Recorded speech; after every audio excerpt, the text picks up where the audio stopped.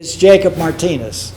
Jacob is one of the first people I talked to when we were just trying to see, is there interest in the city of Austin for a 350 Austin affiliate of 350.org. He said he was interested, and he's still with us. He has served on our steering committee. He served 2 terms on our board of directors.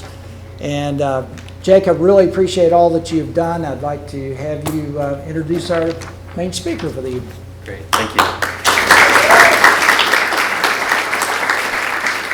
Thank you. Thank you for being here. One of the many reasons why I was interested whenever Bobby and Gil first approached me was because I had actually taken Dr. Elkins' class, and some of the stuff that we learned in there centered around mobility and urban design and the importance of green spaces and public spaces to improve overall human health, and the importance of clean water, clean air, the types of products we use and the chemicals in them.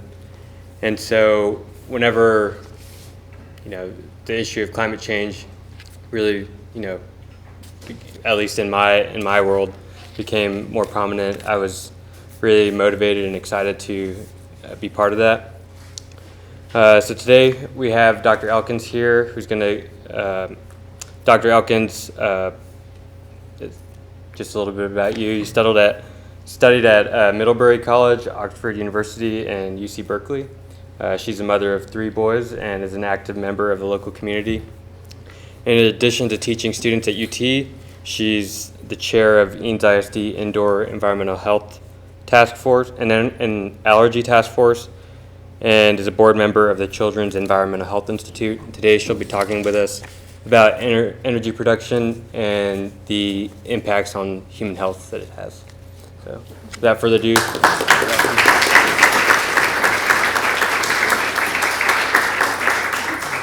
So what I work on, what I'm interested in is obviously in climate change issues, but where I work is in the issues of what's coming out of smokestacks and tailpipes and what that does to people's health. So what I want to talk to you is specifically that issue, right? Is we talk a lot about climate change with a lot of populations. We don't get traction about that. There's a lot of divisiveness. I know that surprises everybody here when you talk about that. And so I try and not talk about that and talk about human health effects of it, because that has a lot more common ground, I think, and it's less political. And so this is a conversation specifically really about that, if we can figure this out. Okay. Why it matters. I want to talk about tailpipes tonight. So we're urbanizing, rapidly urbanizing everywhere in the world, probably, which is no surprise to everybody here. And we look at what is coming out of how much transportation causes a global climate change. It's a big part, and I think everybody here is also aware of that. And air pollution. So it's both greenhouse gas and it's air pollution. And this is where the graphics I'm sad about. Anyway, this is what we're used to seeing, right? All over the world. It's a massive smog fest writ large in every major city, whether it's developing or developed. This is what it looks like, right? And this is pretty unprecedented in human history. Our own Katy Freeway. And then if we take it local, so this is Austin High School. Look at where Austin High School is located. So since we put in the express lane, that was a good decision. 28,000 more cars a day are going between Enfield Road and 2222. So the express lane has added 30,000 cars a day that weren't there before, right? It's called induced demand. That's what happens when you build express lanes. Anyway, look at what's underneath it. So this is where our kids work and play. Right, so we're exposing these kids to absolutely enormous amounts of pollution. This is looking at LA. So all of these white squares are schools in LA. And the yellow lines are what we call the exclusion zone. This is where the EPA would say, you never build any kind of a child care facility whatsoever, because it's very high hazard. And you can see here how close some of them are to the 101 freeway. Volume 400,000 cars a day in LA. What this is looking at is 50 meters on either side, or 50 feet, sorry, on either side of I-35 through downtown. And these are the child care facilities, the preschools, and the open sports fields of where we put our kids to play, right? And nobody discusses that. Right? So somehow we're not concerned about the human health effects of what's coming out of tailpipes. We see it as normal, and we don't really get concerned about it. So here's an example, right? So this is Escuelita del Alma, really highly thought of multilingual preschool. Look how close it is to I-35. See, right there. Can't get any closer. Tell us why children are affected more maybe than adults. Can you hold off for that second? Good. That's good foreshadowing. I'll get there in a second. Yeah. Here's looking at the UT faculty, staff, and student child care center, and where they play right near UT. So when we look at air pollution, is how bad can it get? It's kind of like obesity in that every few years we have to add a whole new category, and now we're up at 35%. This is the same thing with air pollution. Is it used to be thought that 200 was really high. Now we're having readings that are in excess of 1,000, right? So this is in this level that's considered completely toxic into human environments and toxic to human health. This is looking at pollution around the world. Can you ballpark what these numbers are? Can you see them at all? No. Okay, let me move on. This will give you an idea with the color. So if you look here, this tiny level down here is what's considered safe for human health. Everything in the red is considered hazardous for human health, right? So this is these huge spikes in every city in the world. And who do we think is the worst for pollution? What country? United States. No, for what? No, not for once. India. So we always think it's China, right? But China is not the worst anymore. So Pakistan and India have the worst air pollution in the world, right? So that's been the case for a while. Here's a better graph. Go after them. Here's a graph to tell you that. So this is looking at the relatively very clean air in the U.S. But one thing we know is that no air pollution is safe, particularly for kids, developing brains. Right, developing immune systems and developing brains. And what I want to talk about today is specifically, I think everybody has a pretty good grasp on air pollution is bad for respiration. It causes asthma, cardiovascular problems. Everybody's pretty aware of that. But I don't think that we're so aware of the neurocognitive effects of air pollution. And that's what I really want to talk about today. So even at these levels that are comparatively very low, there's still very profound health effects, particularly to developing brains. So how do you compare that to something that we know about? So we call it cigarette equivalence. So what's it like outside? How many cigarettes do you have to smoke per day to equal what it's like in the pollution outdoors? And so that's what this is looking at. And I'll show you numbers in a second. Here are numbers. Darn, this is too bad. Okay, so what this is looking at is U.S. average equivalence in cigarettes is about 0.4. Right, so 0.4 cigarettes per day for being outside is on average in an urban area. For the EU, that's 1.6 or 1.5. Yeah, 1.6. For China, 2.4. In Beijing, 4.0. Handon, which is in the north of China, 5.5. Beijing on a bad day when it spikes, 25 cigarettes a day. Yeah, in Harbin, that's in the north of China where they burn coal to heat their houses. That's 45 cigarettes a day. And in Shenyang, there was recorded 63 cigarettes a day. That's what it's like breathing the air in the most polluted cities, right? So that's kind of nesting where we are for all of these different effects. So let's talk about what's actually coming out of a tailpipe. So if we look at this graphic, you can put it in a couple different realms. So you've got basically particulate matter, and that's what you see when you think of smog or soot. We're talking about particulate matter. We have air toxics, and this is what I'm really interested in, is the heavy metals and the other types of VOCs and semi-volatiles that are coming out of tailpipes. And then you have also greenhouse gas components. What's really important to talk about is, and Richard, I know it wouldn't be a talk without talking about particle size. Size matters. So when we talk about how we regulate air pollution, it used to be that we'd regulate based on, it's called PM10. You might have heard that before. That's 10 micron diameter size particles. What's great about those is that our body has a natural defense system called mucus, right? So when you smoke your 63 cigarettes a day in China and you cough out all that black gook out of your lungs, that's your body doing its job, right? It's trapping that pollution, that soot. But when you get down to PM 2.5, they're called fine particles, your body doesn't do as good a job. Those penetrate really deeply into the lungs and evade your body's defense system. And so they become more dangerous. That's diesel particles. Right? This is why Europe is moving wholeheartedly out of diesel, is because of the health effects of fine particle pollution. When you get down here, now we're talking about nanoscale particles, so ultra fine particles, which we've not known very much about. And one of the problems with these is that not only can they go right into the lungs, into the bloodstream, bypass all of your natural defense systems, but they also hitchhike a ride on your olfactory nerve right into your brain. Right? So there's a neurocognitive problem. Right? So this is something that I really want to talk about a little bit more. So when we look at these different types of size particles, and you look at what the health effects are from these different particles, for the PM2.5 and the PM10 particles, these are the things that we think about when we think about air pollution. Asthma, cardiovascular problems, respiratory problems, right? So we call it harvesting. People who are young and old and have compromised immune systems are the people who fare worst in these situations.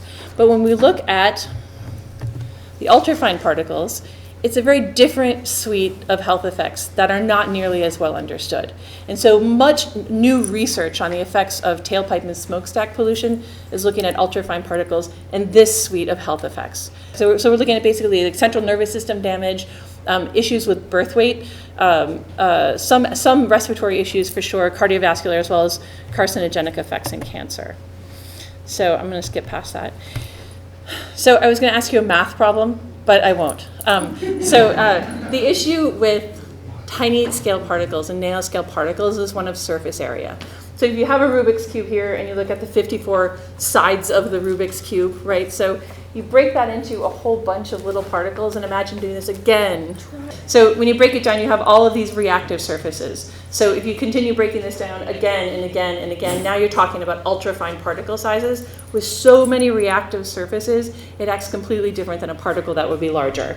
What this is basically showing is a terrible graph, and it would have been explained in my PowerPoint because it unveiled it. But if you were standing here, right here, you're next to MOPAC at this one.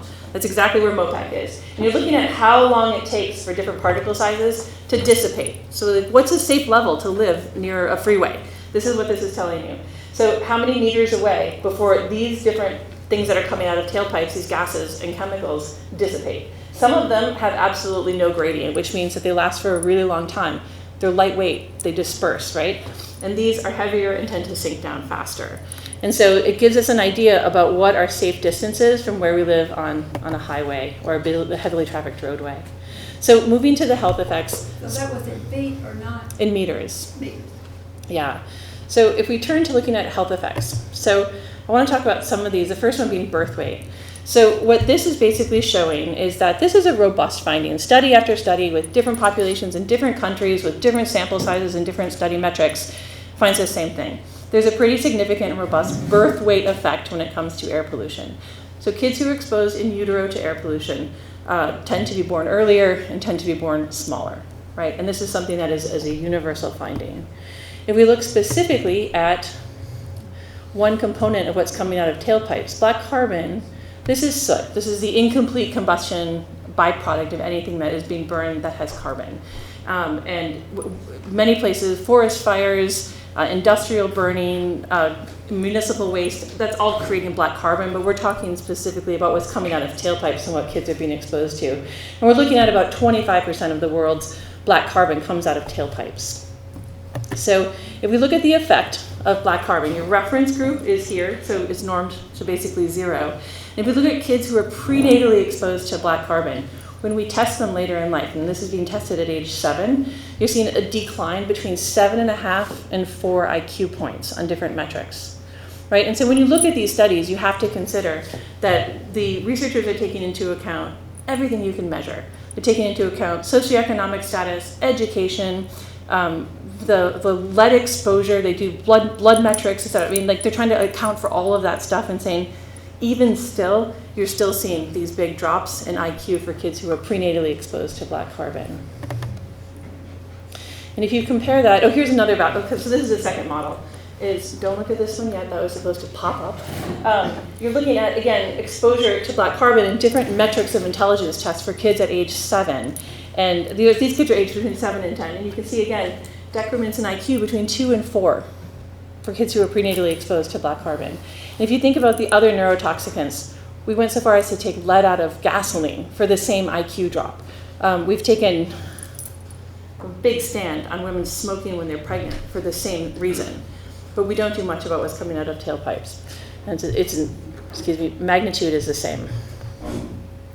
And this is looking at more subtle metrics. So looking at attention issues, what you're looking at is kids who are highly exposed compared to control groups have attention problems at higher rates. Okay, polycyclic aromatic hydrocarbons. So these are also a product of incomplete combustion. About 45% of this comes from our tailpipes. And what is coming out of that? If you look at the mix of what coming out of tailpipes, PAHs fall into this component of air toxic. So the toxic part of what we regulate under the EPA and emission standards. So what this is showing is that for kids who are prenatally exposed to traffic PAHs, you look at the group of those highly exposed to those who are in a low exposed group, you're looking at 4.3 IQ points again here. And here's a chart that shows us a little bit better. So if we have different metrics of IQ, it's roughly 4 to 5 IQ points from PAH exposure. So you've got black carbon, you have polycyclic aromatic hydrocarbons. If you look a little bit more fine, you're also looking at behavior issues. And this is showing that kids who are highly exposed are 8 times more likely to have problems with anxiety and depression, or 4 times more likely to have attention problems. And so you're seeing issues like that. And here's a better graphic to describe that. So comparing high to low, 9 times more, or almost 9 times more likely to have anxiety. PAH is what? Polycyclic aromatic hydrocarbons. Again, product of incomplete combustion of carbon. And then if we look at it this way, what this is showing is in schools that are next to heavily trafficked roadways, high pollution schools compared to schools who aren't low pollution schools, what you're seeing is that kids in the low pollution schools, on every metric that you look at, accounting for things like socioeconomic status, are still achieving at a lower rate. And the last thing to look at are BTECs. These are components that are coming out of tailpipes. So again, benzene, toluene, ethylbenzene, and xylenes. And what this is saying is that right around age of about 2 years, kids start to enter into needing special academic support. So needing to have extra tutoring and ADHD support, autism support, other types of things within the school system. And this difference gets bigger and bigger over time. And again, that's also related. And the reason I show you all of these different studies is to say that no matter what direction that we look at these things, how we approach it, we see robustly the same finding again and again and again, that these things have very significant neurocognitive effects. If we look at the big one, which is autism, anyone know what the autism rate is now?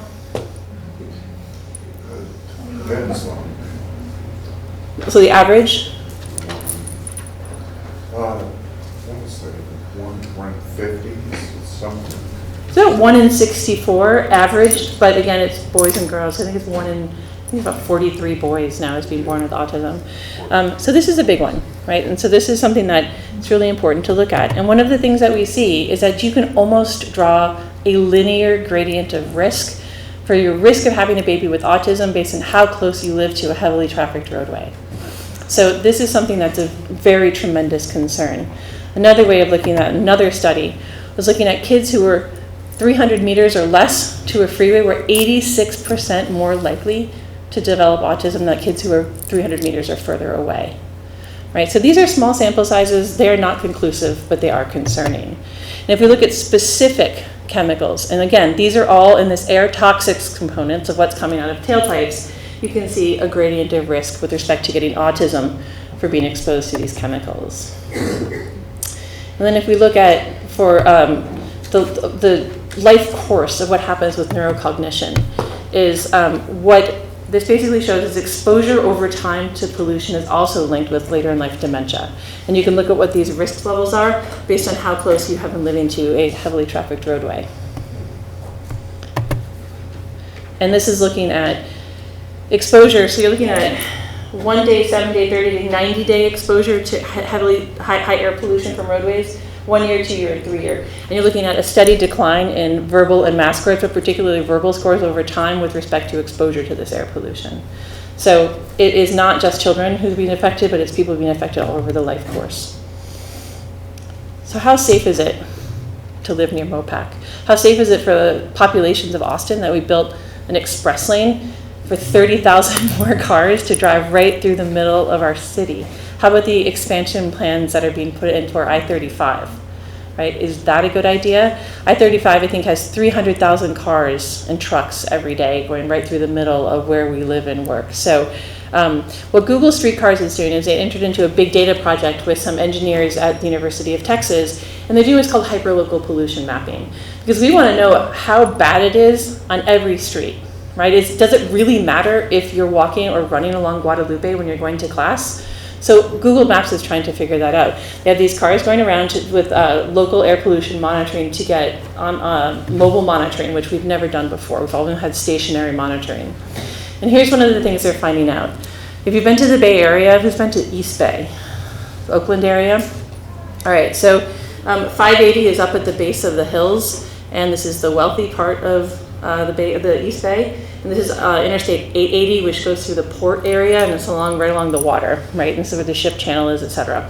580 has the luxury of being the only interstate highway in the US that bans trucks. Wish we could do that with I-35. And so this has been really interesting for Google Streetcars to look at. And so what they're finding is that we look at the difference in particulate matter concentrations and what's coming out of tailpipes between these two, and it's really extraordinary because of this issue of trucks, and particularly diesel engines. Right? Diesel engines are smaller particles, and so they're much worse for human health. What they're seeing is taking into account everything you can measure about a person. So taking into account socioeconomics, income, their job, their exercise level, their obesity status, etc., you're still seeing a difference of 7 life years, life expectancy of 7 years less by being brought up near near I-880, right? And so it's a really significant drop in life expectancy based on these pollution factors. And this is a traffic volume of roughly 200,000 cars a day.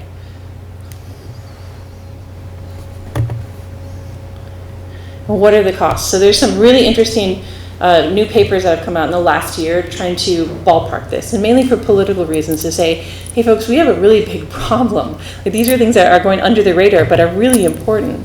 So if we look at just the percentage of kids with atypical neurological development, and this is only ended in 2008, they don't have the newest statistics out yet from the CDC, because we're looking at really big bumps in so much of atypical neurological development in kids. And anybody who works in a preschool or an elementary school has done so over time knows this by walking in and just observing behavior. So as for autism there, is that like 285.9? Me either. Let's see, so 289%. So what is that? So if there's 289 times more autism, About 3 times. Yeah, almost like 300% would be 3 times more. Since just in this 1997? yeah, just in these years. Yeah. So if we look at the costs of environmentally mediated illness, we've taken really significant steps in banning things like lead. We put a ton of money into lead paint remediation in particularly low-income and substandard housing in the U.S., but we don't consider the fact that our exposure to, we've been talking about coal-fired power plants, kids' exposure to mercury, that's on par, right? The IQ deficit for kids exposed to mercury is really similar to that of lead, but we're not taking any action. In fact, we're going just the opposite way with the mercury rule, with power plants. And we're certainly not taking any effect on tailpipes whatsoever. I was going to talk a little bit, I'll just go through this really quickly, is the right answer to move to electric cars? Yes. I say yes. Yes? Yeah. Except for one thing. They use more materials that are toxic too. I mean, it takes more to build an electric car. Yeah. Things that pollute. So it's a complicated answer. That's the right answer. It's complicated. Yes, we need to get our cars out of our cities because we're being exposed to them right where we live and where we work and where we play. So the health effects are enormous. So say we all have electric cars and we off-site because electricity still needs to be generated. Is that the right choice, right? It's only as good as your electric power generator, right? So if it's a dirty coal-fired power plant like Fayette, right, that's not per se helping in the whole net. And so the whole thing with moving to electric cars is, yes, we need to move to electric cars, but we need to generate energy clean. So it's not just about what's coming out of tailpipes, it's also what's coming out of smokestacks. And I'm guessing everybody here is well aware of what's coming out of the smokestack of those types of, coming out of those types of smokestacks. I'm not going to go into that too much. But I do want to say, when I look at what's coming out of coal-fired power plants, I'm interested in the metals component and the VOCs and what that does to kids' brains. And as we know, Texas is one of the worst in the pollution from what's coming out of coal-fired power plants with respect to mercury. Any of you guys eat fish in Texas? VOCs or what? A volatile organic compound. So a volatile organic compound. So a VOC is anything that's gas at room temperature, which makes it really dangerous because you can't avoid breathing it in if it's in the air. And so benzene, as an example. So we think back to Hurricane Harvey. What was all of the industrial accidents that are happening, things that were burning during Harvey. The benzene spikes were extraordinary, and that's a VOC. It's gas at room temperature. So fish in Texas, you guys eat it? Are you concerned about eating it? You should be. Yeah, so I've seen some data that you pretty much should never eat fish that's caught east of here, freshwater fish, particularly things like catfish. Right, so when you go to Whole Foods and you're picking out fish and you look at their sustainability index, they're only talking about the fishery. Is it sustainably fished? They're not talking about if it's good for human health or what the heavy metals components are. So what I always tell my students about fish consumption is that it's really good. I said, but there's a few things that you can be sure of in life, death and taxes, and don't eat tuna if you want to have a kid, right? So cut out the big long-lived fish immediately because they have just far too high a risk of heavy metals, and particularly in Texas because of what we're belching out of our smokestacks. So that is pretty troubling. This is looking at methyl mercury exposure and childhood IQ. I'm sorry for all this, it would have disappeared. So specifically looking at the cord, so the umbilical cord concentrations of mercury when a child is born. Really good and robust indicator of what that child's been exposed to prenatally. And so you can see the biggest IQ drop happens at the earliest level, and then it's a steady but slower decline after that. So there's threshold effects, right? It's not linear. And so this is this concept of low dose exposure, right? A little has the biggest effect, and more after that, it matters, but not nearly as much. And so getting mercury out of our power plants is really important. It's the biggest source of where we're being exposed to mercury. It's from fish consumption, from mercury coming out of power plants. And this is another way of looking at, they're asking surveys about moms who ate fish routinely who were high in mercury, the big long-lived predatory fish, and women who were eating better choices of fish that were low in mercury content. And you can look at these differences in IQ and attention and other metrics about typical and atypical neurological development. I'm not going to talk about fracking. I will digress for one moment. I want to say what's in your car. So we've been talking all about these tailpipes and what's coming out of tailpipes. So what are you breathing in when you're driving in the express lane and Mopac, right? What are you breathing in? So what's really interesting is the studies are showing that you're breathing in a whole lot, and in fact, particularly when you sit in traffic or you sit at places where cars are idling, it's like a hot spot. It's a visual pollution factory, and then you're sucking that right in from the front of your car and into what you're breathing. So pollution inside cars is generally much, much worse than pollution outside. So for example, walking along Guadalupe is generally better for your health than being in a car on Guadalupe because of what you're sucking in and concentrating in the cabin of your car. So what do? Can I ask a quick question? I was curious if the same effect with houses that are along these areas, is it worse inside than outside? Yeah, generally, yes. What was the question? So she was asking, so if you live residentially near a heavily trafficked roadway, is it worse in your house or is it out? So it depends on where the air intake is for your HVAC system. But if you're bringing in air that's unfiltered and it's near the roadway, it's going to be significantly worse. Yeah. Does your car air conditioning system filter anything? It does not. So it's better to just roll than Nope, I have a strategy. So here's what you do. You get in your car, in your house, and you roll all your windows down. You clean out all that filthy air and all those chemicals that are coming out of the plastics and nastiness all night long in the heat because you finished cooking your cookies on your dashboard, right? Anyway, so then what you do is you keep your windows open until you get to traffic, roll up your windows and put on the air recirc button.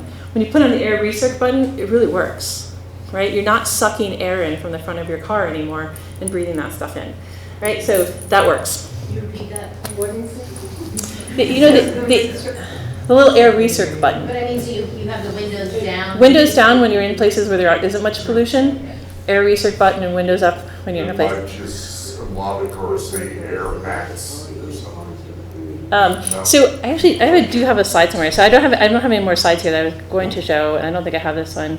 There's a picture. I have a graphic of looking at. So the new Teslas have biohazard filters in them. So they have actual good working air filters in the Tesla. And so what they did is they did a study where they looked at what it's actually when you turn that filter on and close up the windows, what happens inside the car in traffic, cleans it right out.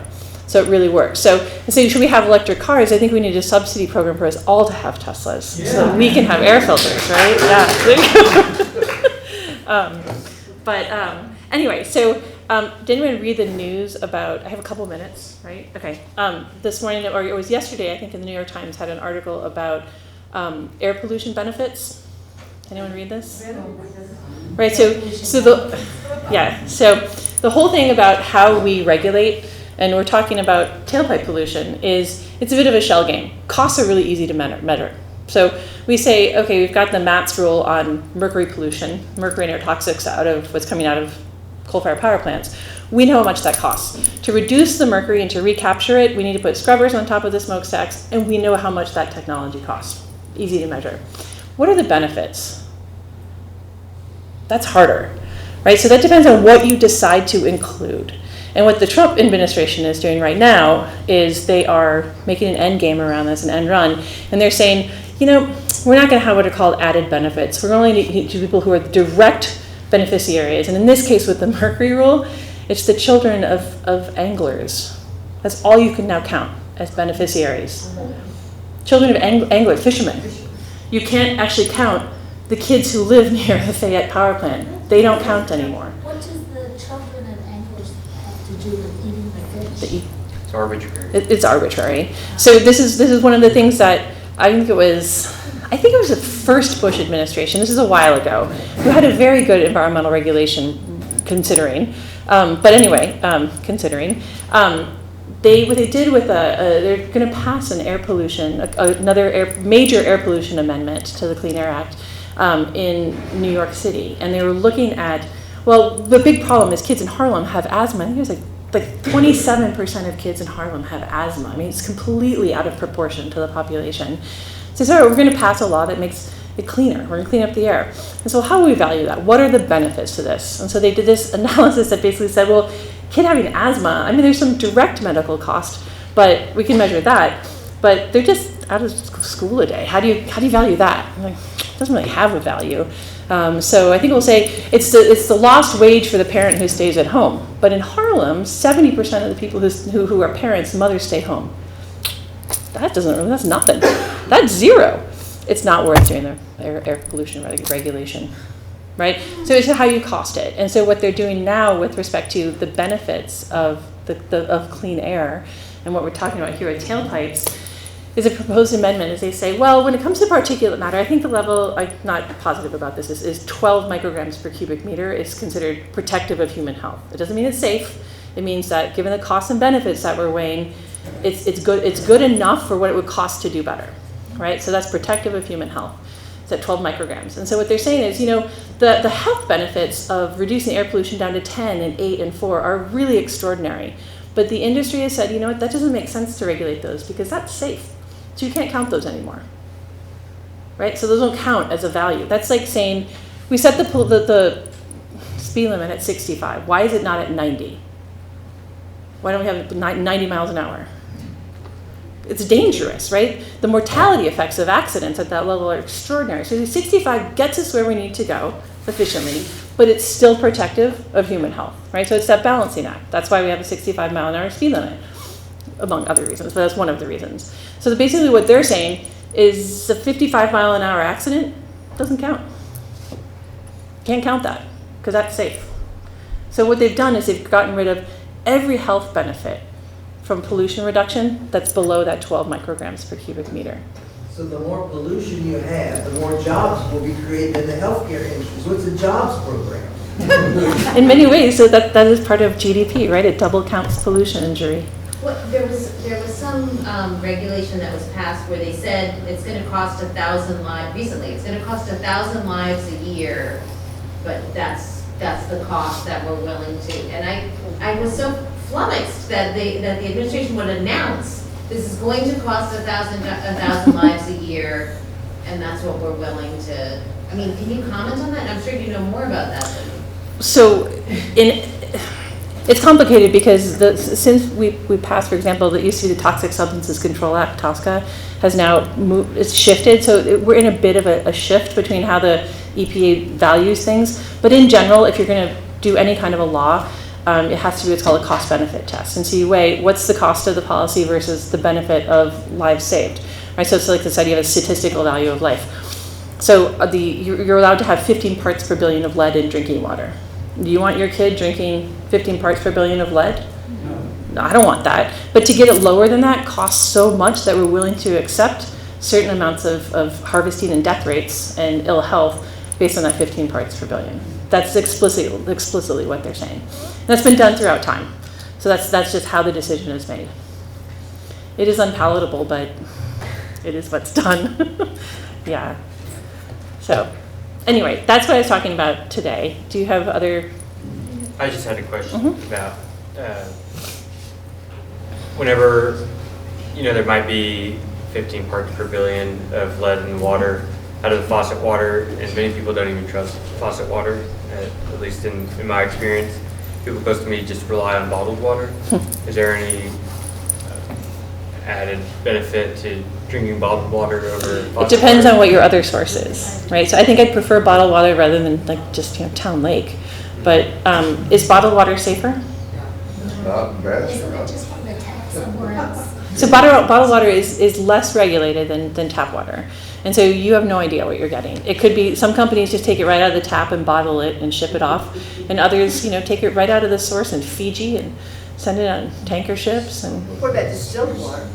distilled water has the problem of the fact that it lacks minerals, and so it leaches the minerals out of your bones. They say that's questionable, though. I'm not sure about that. Do you think it's- That's what I've read. Yeah, I've read. I don't know the that, too. newest on that. I've read the opposite as well.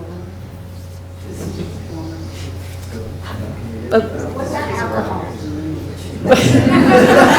As long as it's organic. Yes. Is there a way that you can, say, measure the level of those harmful pollutants inside the air inside your house? How do you do that? To do it accurately, you need to. What? So this is an interesting question. There's lots of monitoring devices you can buy to monitor the air quality in your house, but I'm very suspicious that any of them are all accurate, because if you're going to do it for a lab test, you do what's called a canister test, where you have a big canister with filter paper and absorbents in it, and you leave it for 24 hours to 48 hours to absorb all of those chemicals in the air, and you send it off to a lab. So I just don't know how a little monitoring system can work.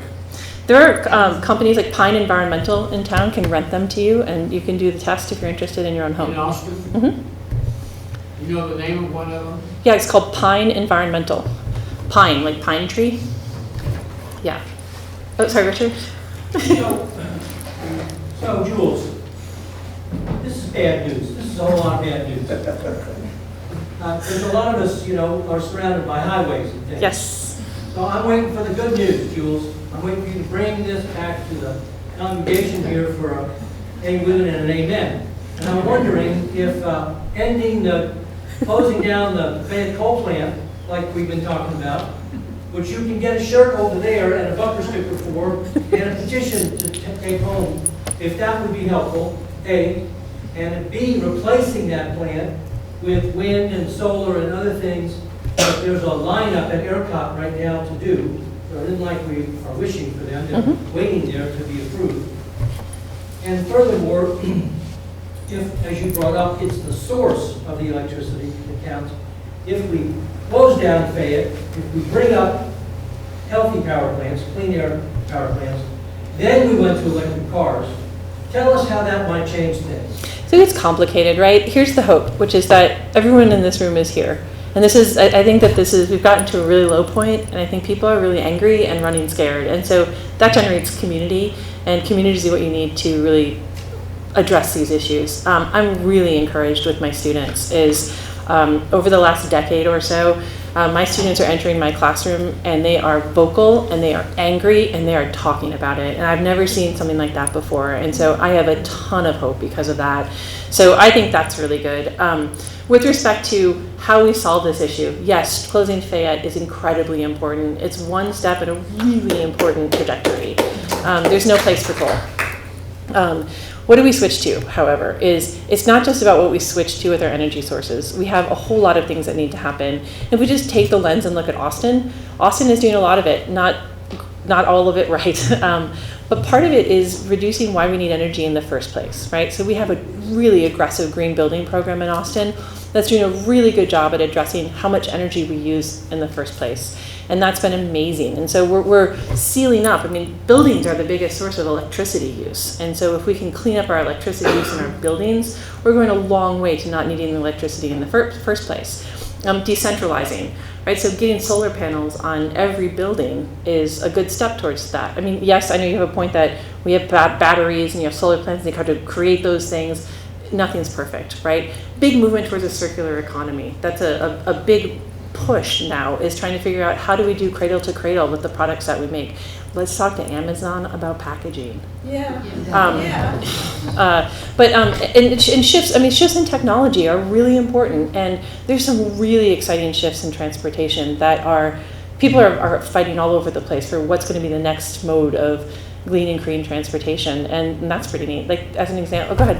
I was just going to ask if you could talk also about regulation and political solutions and advocacy and what work scientists like you are doing and how people like us can get involved in those kinds of political solutions. I don't talk about politics.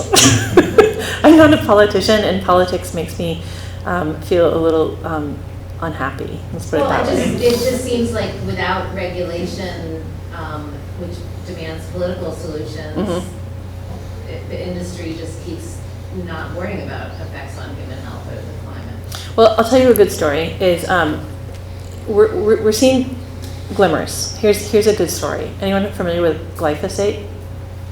Yeah, so glyphosate is the active ingredient in Roundup.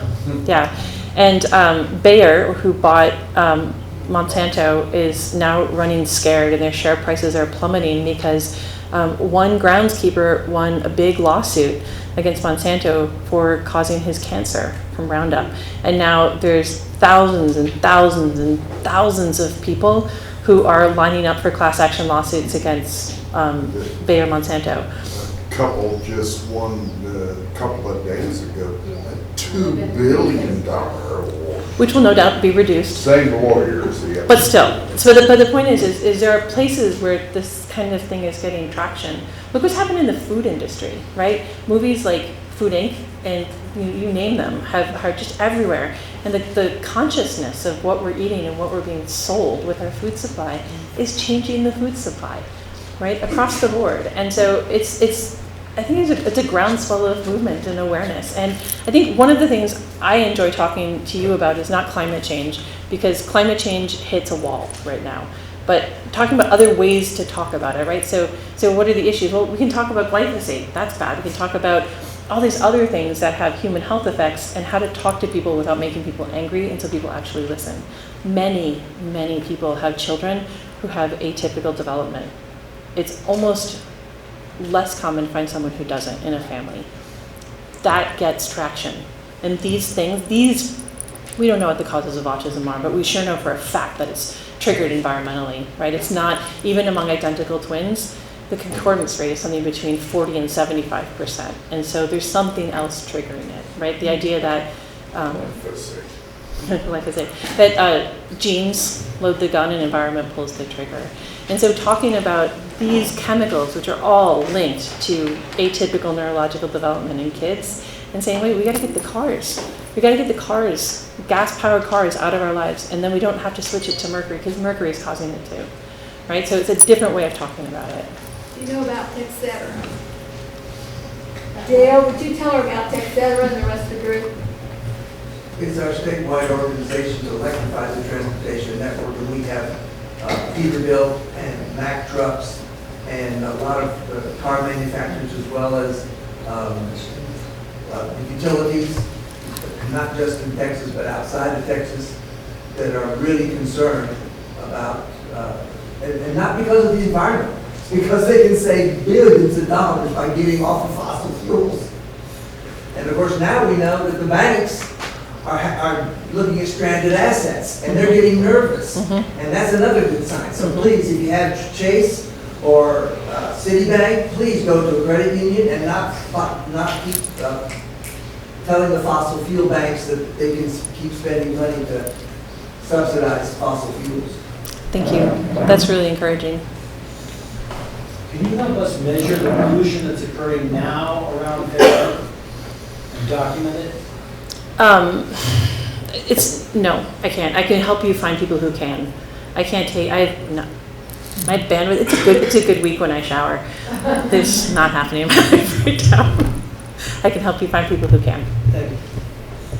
You also mentioned like mental health issues, and I also teach at UT, and I've noticed many more students having mental health issues. And are you saying that this is likely related to pollution, or? Maybe.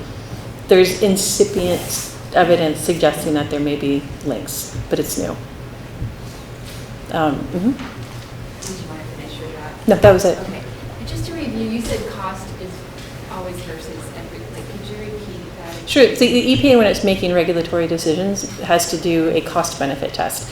This is going to be different, and they're new under the Lautenberg Act as they shift into that, but it's still, we're not sure where the implementation is on all of this right now because of the transition, but in general, they have to do a cost-benefit test. And so how you measure the benefits, how do you measure things that are non-market goods, right? And that becomes really hard.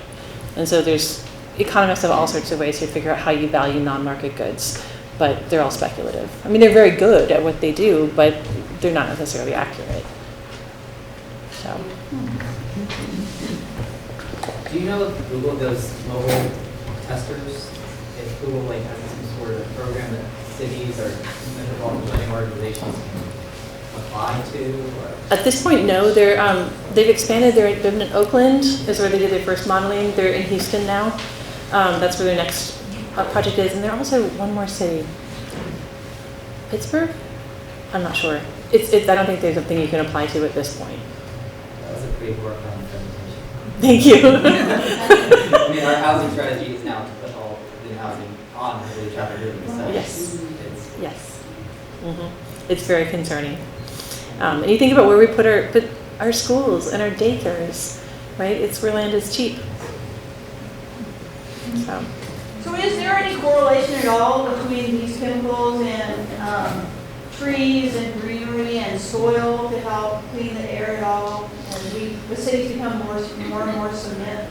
I know there is with carbon, but I'm not sure about these other things. So that's a complicated question. I can only answer that in part because I'm not so familiar with some of that. I will say one of the problems with soils is that heavy metals bind to soil a lot of the time. And so you think about, for example, Hurricane Katrina, and when it's Harvey as well, is we need to go and figure out what's in that soil because that water sat there and we know that there's a lot of very bad stuff in that water and it's binding to soil. So it went away, what's left behind. We know that urban areas, so you have what's called legacy contaminants like from lead.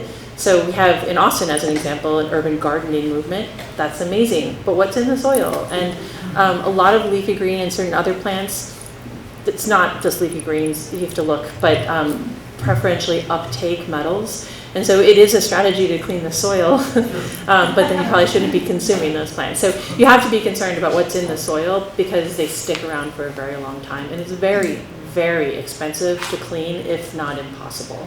It can be tested to know. Mm-hmm. Soil tests are not expensive. You can Google it. Can I just address that because that's my specialty? Excellent. There are ways to work with the microbes in the soil to get the soil productive, just as we do carbon sequestration. That helps bind those contaminants with the glues. So it's not necessary that they're all coming up through the food, but bad soil is bad soil. Good soil is good soil. And you can do a lot to get your own good soil. It's not that expensive to add minerals and to get the microbes working. Testing can be very expensive.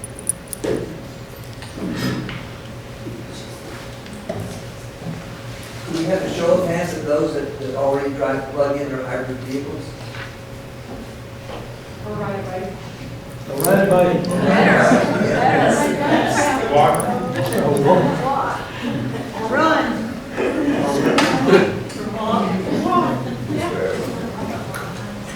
So, Jules, can you give us a summary here of some optimistic good news here, practical things we can do, practical ways we can work with each other to bring that community you talked about to higher functioning of activity? Well, explicitly this, right, which is talking to people, is, I think in our classes that I teach is most of my students walk out of my classes never having been aware of any of this before, and by the end of the class I have parents calling me, and Thanksgiving tables are raucous when the students are bringing up what I'm talking about. So I think it is, education, it's important, but you can't hear it from, you have to hear it from people you trust and from your compatriots, right? And so talking about this stuff is the most important thing you can do. I like the idea you go around with the petitions and talk to people. So it's part of community building is getting to know your neighbors. And yeah. Do you have like an infographic or anything, that like I'm friends with someone on city council that I can share with someone on city council? I mean, it seems like they should be making decisions with more awareness of their impact of the kind of decisions they're making. I don't have that, but I'm sure it's available online. But yeah, that's a hard one. The political, constantly putting political pressure on people and writing and speaking up and making your voice heard. Yeah, it's really important. But I think there's a lot of optimism. This stuff is really scary and it's really frustrating, and there's a lot of stupidity in development and planning. But I think there's also a shift wholesale away from that, right? Which is building our world so that we don't need cars in the first place. Right? Trying to create active transit networks. Austin's doing a really good job with that and can do a whole lot better job. But a lot of cities I know you're like a lot more, I'm trying to be positive. But a lot of cities are doing good things with that. So look at what Europe has done, right? So they have a great active transit network. In trying to address energy efficiency, went to diesel engines, which was not in the end the right or good choice. But now they're moving away from it, right? And so the point is just having nimble solutions to these things. And, it's a really complicated one that you have to address at every single level of every part of life.